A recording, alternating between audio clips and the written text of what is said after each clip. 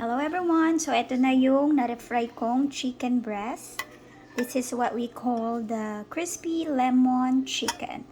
So I'm gonna pour my lemon sauce here on top of the chicken breast.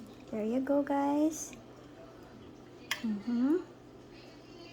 There you go. Umuusok-usok pa. Wow, it's so delicious. Hope you like this video. Please do watch and subscribe my channel, Raquel Palaganas. Please hit the notification bell and subscribe my channel, please. Thank you. God bless us all.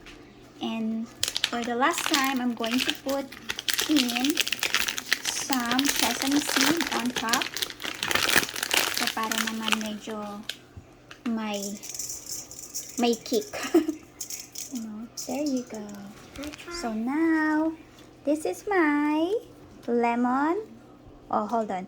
This is my, again, crispy lemon chicken.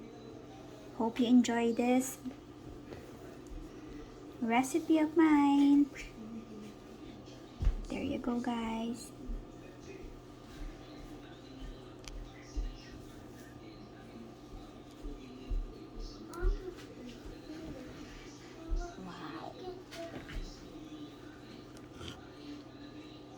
Thank you for watching. Bye for now. God bless us all.